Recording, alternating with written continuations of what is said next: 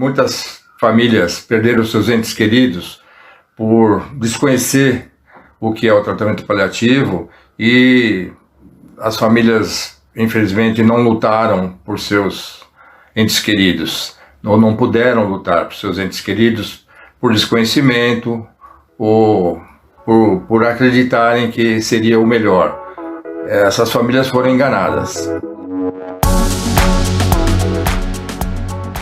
O caso relatado à Globo News por Tadeu Frederico de Andrade é um entre tantos que compõem as apurações da CPI da Covid e do Ministério Público Federal sobre a conduta da Prevent Senior na pandemia. Nesse episódio, a operadora de saúde é acusada de orientar a suspensão da medicação intravenosa e de procedimentos como a hemodiálise e manobras para a reanimação cardiorrespiratória, em nome de um suposto tratamento paliativo. A família impediu a adoção desse protocolo e Tadeu e seus familiares denunciaram o caso por entender que não seria o cuidado adequado a ele, um advogado de 65 anos que, como a gente viu, está vivo, plenamente recuperado, trabalhando e dirigindo. O tratamento paliativo é uma prática extremamente reconhecida dentro da medicina. Os médicos fazem isso para que o paciente tenha mais conforto, tenha dignidade humana quando é um caso irreversível. Mas a gente mostrou aí, segundo o relato da família e pelo próprio prontuário do paciente, que não era um caso do Tadeu, tanto é que ele está vivo hoje e está fazendo essa denúncia contra a operadora de saúde. A suspeita é de que a Prevent Senior teria induzido o cuidado paliativo de pacientes com a intenção de reduzir os custos com internações prolongadas em leitos de UTI. No caso de Tadeu, ele teve alta após 120 dias de internação. A operadora, que também é investigada por omitir a Covid de registros de óbito e prescrever remédios ineficazes contra a doença, sustenta que não toma decisões com base em custos, que deu todo o suporte a Tadeu e respeitou a vontade dos familiares. Agora caberá aos investigadores apurar a extensão e a legalidade desse tipo de encaminhamento pela operadora de saúde. A vida desse homem foi salva pela família, né? Foi a família que salvou a vida dele. Se ele tivesse ido para o tratamento paliativo, ele já estaria morto nessa altura dos acontecimentos. Mas afinal, do que se trata o cuidado paliativo e em quais casos ele deve ser aplicado?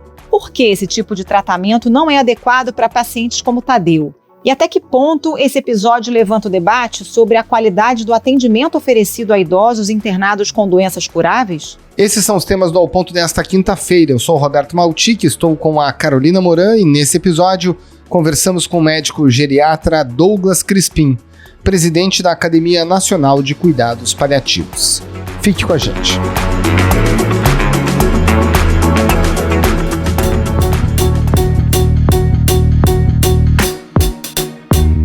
Dr. Douglas Crispim, explica pra gente o que são exatamente cuidados paliativos, porque tem muita confusão nesse campo, né? As pessoas não entendem exatamente o conceito. O que é cuidado paliativo? Eu gosto sempre de trazer para uma forma que fica mais fácil para todos entenderem, né? Cuidado paliativo, ele é um cuidado voltado a tratar o sofrimento de pessoas que convivem com doenças graves, né? E esse tratamento desse sofrimento, ele não é só do sofrimento físico, como também do sofrimento psicológico, espiritual, familiar, social, e ele se estende também aos familiares e também ao luto, ao cuidado ao luto. E nesse caso, a quem se destina esse tipo de abordagem? Se a gente pudesse fazer um critério, né? Quem merece um cuidado paliativo?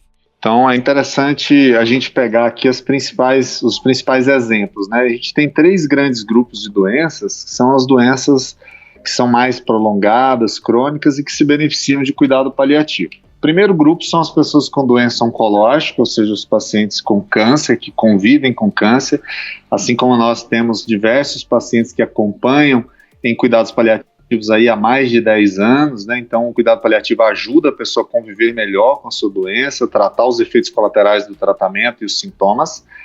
O segundo grupo são as falências de órgãos, né? Ou seja, falência cardíaca, doenças do coração, pulmão, rins e fígado. Então, os pacientes com enfisema, insuficiência cardíaca, os pacientes que têm doenças renais crônicas e cirrose.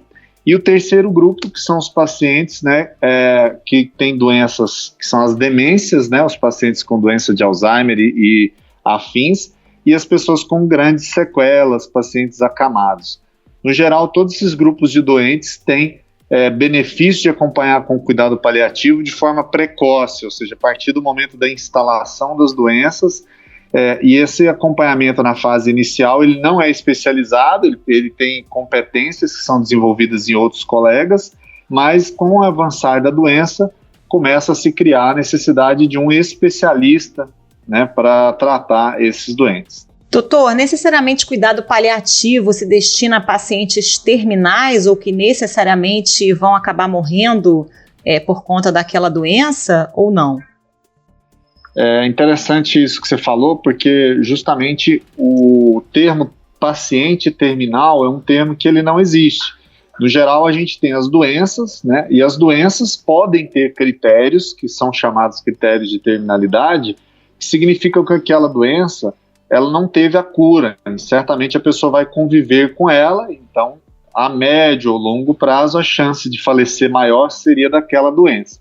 Mas o que muitas vezes as pessoas referem como terminal ou doente terminal, muitas vezes é querendo se referir aos últimos momentos de vida, ao paciente que está em fase final da vida. Os cuidados paliativos não se destinam somente a esses pacientes, tanto que a maioria dos pacientes, né, nossos, são pacientes que não estão no final da vida e tem indicação de tratamentos, inclusive quimioterapia, UTI. Então, a maioria dos pacientes não estão em fim de vida. O Joel ficou internado durante 39 dias por causa da Covid-19. Quase metade desse tempo ele passou entubado. Quando finalmente saiu do hospital, percebeu que o vírus tinha deixado algumas sequelas. Bom, doutor, vamos falar um pouquinho da Covid, então, associada ou não a esse tipo de tratamento, o tratamento paliativo. No caso da Covid, existe em algum segmento alguma possibilidade de ser adotado um cuidado paliativo para esse paciente e até mesmo um custo de um tratamento para a Covid, seja em UTI, prolongada, com intubação, pode ser levado em conta para uma tomada de decisão nesse sentido? Bem interessante isso. Primeiro, a Covid ela escancarou a necessidade de cuidados paliativos, né, porque o sistema de saúde não estava preparado e a gente tem uma doença que tem uma carga de sofrimento muito alta, então eu vou dar exemplos claros, né, por exemplo, a falta de ar que essa doença causa, muitas vezes exige um especialista ajudar a controlar esse sintoma, é uma doença que causa muitos sintomas. A falta de comunicação que a gente teve entre os familiares e pacientes, né, que gerou um sofrimento a mais psicológico e social, então o cuidado paliativo teve um papel aí, e o mundo inteiro experimentou um crescimento do cuidado paliativo e o Brasil também. A grande questão aí é tomar muito cuidado com a confusão de termos, né? Então, quando a gente observa que o cuidado paliativo ele começa a ser associado com não oferecer tratamentos, a gente está indo exatamente ao contrário do que é que o cuidado paliativo faz. Nós avaliamos o prognóstico e somos totalmente favoráveis que sejam implementados todos os tratamentos quando o paciente tem a indicação, que é justamente aquela questão que aconteceu na CPI da pandemia, investigar o uso de tratamentos sem evidência científica, né, e sem evidência de benefício. O cuidado paliativo, quando existe essa evidência de benefício, ele é favorável. E o custo, né, é interessante a gente entender isso, né, que a avaliação de custo, ela jamais deve ser um critério clínico, né, ou seja, os profissionais de saúde, eles não têm contato direto com essa parte clínica, né, então a sua conduta jamais pode ser norteada por a gente ter a questão da redução de custo, né? E, obviamente, a gente entender que se a gente tem um tratamento que previne o sofrimento e o que mais leva pessoas ao hospital é sofrimento e sintomas, naturalmente o sistema vai experimentar uma sustentabilidade, assim como as medidas preventivas. Mas isso não tem nada a ver com experimentar suspensão de tratamento só para reduzir custos dos pacientes. O paliativo não prega isso. Pois é, esse termo, né, cuidados paliativos, veio à tona essa semana muito fortemente na CPI por causa do caso Prevent Senior, E a denúncia que havia ali de um paciente é de que o hospital ofereceu à família dele que ele fosse alocado numa ala de cuidados paliativos, utilizando esse termo, que na prática era deixar o paciente apenas com morfina e nenhum outro tipo de tratamento. Isso pode ser considerado cuidado paliativo? Pelo que o senhor está dizendo, não, né? O oposto disso. Exatamente, é o oposto disso, né? Obviamente a gente não pode fazer nenhum juízo de valor, a gente é favorável que as investigações sigam com ampla defesa das duas partes, né? Enfim, as averiguações, mas a gente pode entender nesse caso, né, uma soma de preconceitos, né? Quando se optou por suspender tratamentos, ou se opta por suspender tratamentos que ainda têm indicação, a discussão é muito mais no plano criminal, no plano de discutir eutanásia, que seria deixar de fazer coisas com a finalidade da morte, do que o cuidado paliativo que está focado em controlar o sofrimento, né? Então, nesse caso, quando foi exemplificado, né, caso se confirme essas suspeitas, realmente tem que avaliar nesse plano e não no plano do cuidado paliativo. Então não é muito diferente o que a gente faz. E aí, isso que você falou da morfina também, é importante a gente lembrar que o Brasil é um dos países com a pior distribuição de medicamentos para dor, e a morfina é um excelente medicamento para dor e muito mal distribuído aqui no Brasil. Então ainda tem esse preconceito até com o coitado do medicamento, que não tinha nada a ver com a história, né? O relato, né, que está sendo investigado diz respeito à supressão de tratamento com hemodiálise, com medicação intravenosa de um paciente que não está para morrer. Tanto é que ele está vivo até hoje, está trabalhando normalmente. O senhor mencionou o termo eutanásia, mas a eutanásia não estaria associada a um paciente que só tem como único destino mais cedo ou mais tarde o óbito, e portanto nem para a eutanásia isso serviria? Quando a finalidade for óbito, né, a gente se aproxima mais do polo da eutanásia, né? A diferença é que a eutanásia, como você citou, ela teria que estar ainda associada com alguns critérios clínicos e teria que estar associada a como se fosse fazer o bem ao paciente, que isso não acontece aqui no Brasil. No Brasil a eutanásia nem é muito discutida porque também não é legal, né, não está dentro da lei, o artigo 121 aqui, mas a gente imagina então que quando você indica algumas suspensões de medicamentos ou até procedimentos, no final da vida, o sentido que faz é o seguinte, vamos dar um exemplo, né? Assim como eu falei dos tratamentos que não estão funcionando. Se uma pessoa estiver muito frágil, estiver muito próximo do fim da vida, ela nem aguenta fazer nenhum tratamento, como por exemplo uma cirurgia ou às vezes até uma hemodiálise. Ao invés desse tratamento fazer o bem para ela e prolongar a vida dela, melhorar a qualidade de vida, ele pode tirar a qualidade de vida sem prolongar a vida, e como muitos estudos mostram, pode até encurtar a vida dela.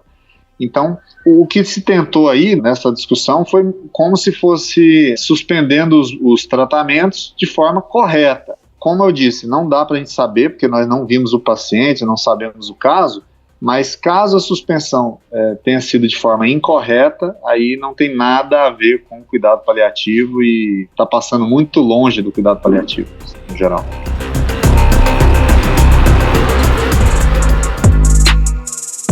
Doutor, como é que é esse processo de tomada de decisão em cada etapa dos cuidados paliativos, né? O paciente ele tem sempre que ser envolvido, ou a família, caso o paciente já não tenha mais condição de tomar essa decisão? Que tipo de profissional participa também desse processo de cuidados paliativos? Como é que isso se dá? Boa pergunta. É interessante a gente lembrar que a gente tem alguns fatos e as decisões elas sempre têm que partir de fatos, né? Então, quando a gente tem uma situação, um dilema ou alguma dificuldade, né, de decisão, a gente deve primeiro pegar os fatos. Os fatos são: qual é essa doença, qual que é o prognóstico dessa doença e quais as chances de benefício real que tem de determinado procedimento ou de determinado tipo de internação ou ação em saúde, né? Então, primeiro a gente parte dos fatos, que são as evidências clínicas, né? Em segundo, a gente tem realmente que considerar a autonomia do paciente, né? Discutir, lembrar que os pacientes podem sim participar e devem participar desde que eles tenham autonomia e tenham condições para ser devidamente esclarecidos e tenham capacidade de fazer a tomada de decisão em conjunto. E em terceiro lugar, em ordem de prioridade, a gente tem a participação dos familiares, né? Então, os familiares que muitas vezes participam até na impossibilidade do paciente fazer a tomada de decisão sozinho. Então, no geral, a gente envolve esses personagens, faz uma discussão multiprofissional, é muito difícil a gente fazer essa tomada de decisão só um profissional ou só um médico, então, no geral, o cuidado paliativo ele exige a participação de mais profissionais, não só o médico, então, no geral, o mínimo, o enfermeiro, o psicólogo e o assistente social juntos, né? E essa decisão ela é compartilhada junto com os familiares. Doutor, uma pergunta de impressão sobre a sua experiência diária de geriatra, né? Para além desse caso da Prevent Senior. Via de regra, há muita confusão em equipes de saúde nos hospitais entre um paciente idoso e um paciente terminal, ou seja, em que medida se observa uma tendência de não se utilizar todos os recursos disponíveis só porque eventualmente um paciente tem uma idade muito avançada, ainda que ele não seja um caso que poderia ser qualificado como um caso sem cura? Obrigado pela pergunta. Recentemente eu até publiquei um artigo que falava que vidas idosas importam, né? Temos um outro lado, né, que a gente fala da distanásia de um lado, mas do outro lado a gente tem o chamado etarismo, né, ou idadismo, né, que é considerar a idade em si, sem ter uma doença terminal, a idade per si como um fator prognóstico, né. Então essa discussão foi muito ampla durante a Covid, né, a gente teve casos gravíssimos na Itália, né, no Canadá, foi muito bem discutido isso, tem diversas publicações mostrando que a sociedade tem uma tendência, né? Eles falam que a forma de preconceito socialmente aceita é essa forma de colocar o idoso como inferior ao restante da população. E aí, muitas vezes, ela vem disfarçada na intenção do bem-estar. Então, às vezes, as pessoas deixam de tratar de forma agressiva, né? Que eu digo agressiva com todos os recursos, uma pessoa, porque às vezes ela é idosa, e isso, às vezes, com aquela desculpa ou com aquela forma de dizer assim, não, porque já é uma pessoa idosa, nós não vamos ser muito agressivos, sendo que, na verdade, o idoso tem o mesmo direito, né, de receber todos os tratamentos. Então, na minha prática, eventualmente eu encontro colegas que ainda estão com uma visão com esse viés e a gente tenta, né, não só como geriatra, como cidadão mesmo, sempre trazer esses conceitos, tentar educar, de que vidas idosas, elas importam e eles têm o mesmo direito de qualquer cidadão brasileiro. No caso da Covid, a gente viu isso muito realmente em debate, né, doutor?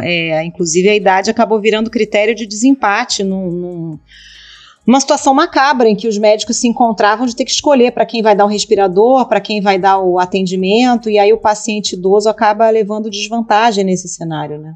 Nathalie acompanhava um paciente idoso. Ele estava bem, o oxigênio dele estava em 16, foram lá e abaixaram para 5. Para 5, se uma pessoa que precisa do oxigênio com 16, o que um senhor de 85 anos vai fazer com oxigênio em 6?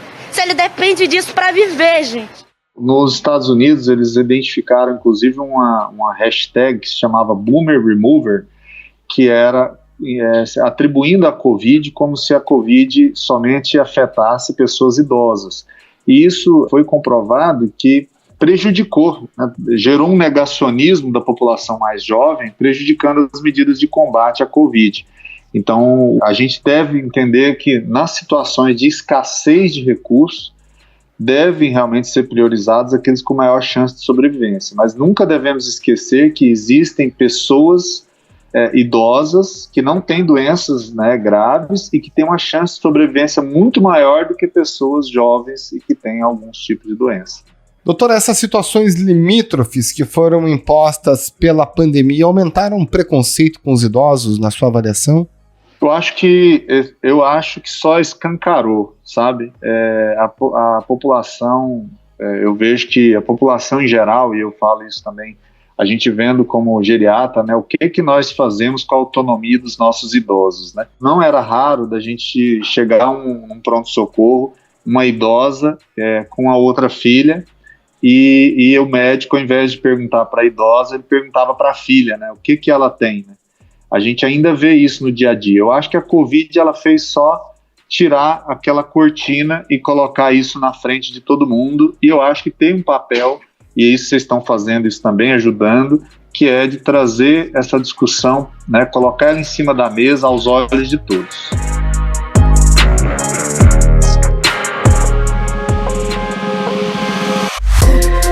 Doutor, em 2015 foi publicado um ranking de qualidade da morte, feito por uma consultoria chamada Economist Intelligence Unit.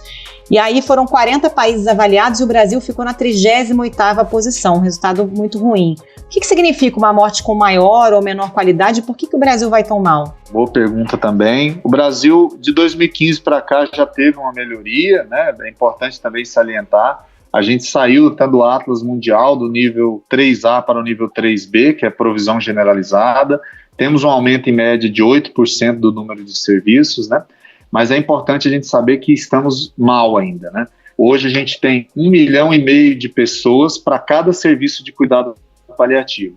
Então é interessante a gente lembrar que a morte, ela nem sempre tem uma rota normal, que a gente chama muitas vezes de rota caótica da morte. No geral, quando as pessoas assistem aos filmes, eles acham que o momento que for aproximando da morte vai ser aquele momento romantizado, em que a pessoa vai ter condições ali de se despedir, de dar um abraço na pessoa que gosta e falar últimas palavras. No geral, as pessoas se aproximam do processo de morrer, né, com muita dificuldade aqui no Brasil, porque para ela fazer isso que aconteceu lá no filme, ela tem que ter todo um suporte por trás para que quando a gente observa, a maioria das pessoas que estão próximo da morte, elas vão sentir dor, quase 80%, né? A maioria das pessoas vai sentir falta de ar, então a falta de ar já tirou todo aquele ambiente, né? Sangramentos, vômitos, né? Problemas de convulsão, problemas de delírio. Então tudo isso, quanto mais próximo da morte, a gente fala que a carga de cuidado, ela precisa ser aumentada.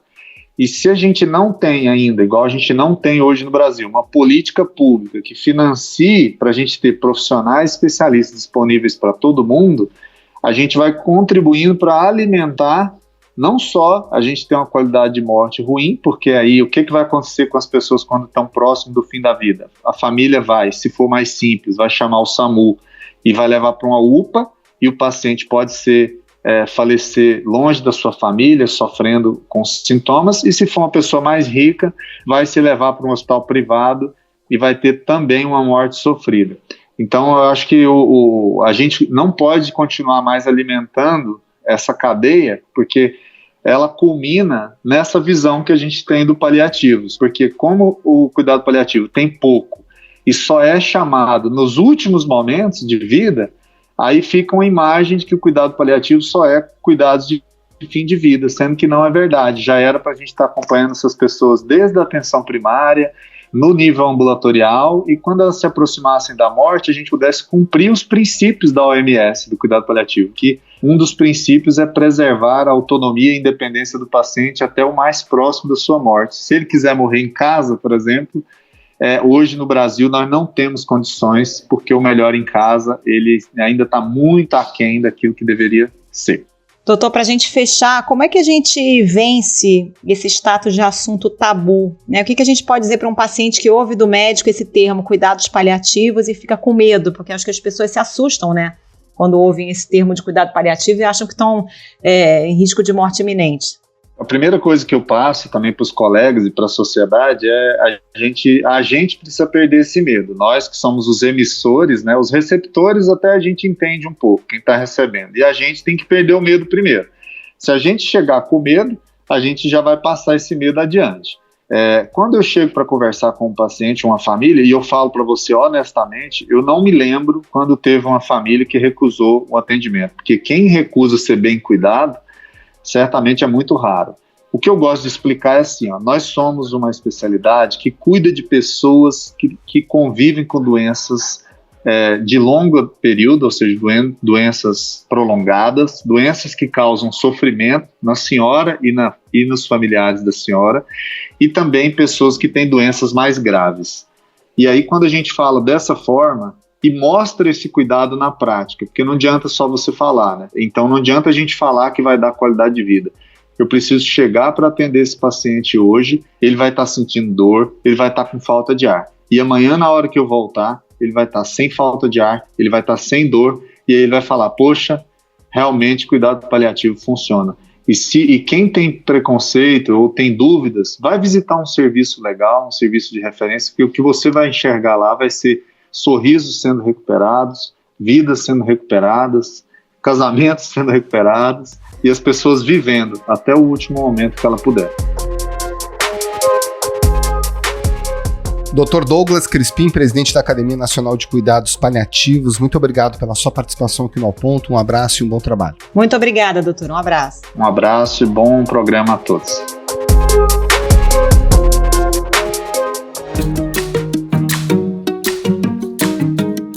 Esse foi o Ponto de hoje, o podcast diário da redação do Globo. Nessa conversa a gente conta com a participação de toda a equipe do jornal, as mesmas pessoas que levam até você informação e análise de qualidade todos os dias. Quer saber mais? Assine o Globo. Acesse assineoglobo.com.br e confira todas as notícias e reportagens especiais. A produção foi da Amanda Scatolini e a edição é do João Guilherme Lacerda. Tchau. Até mais.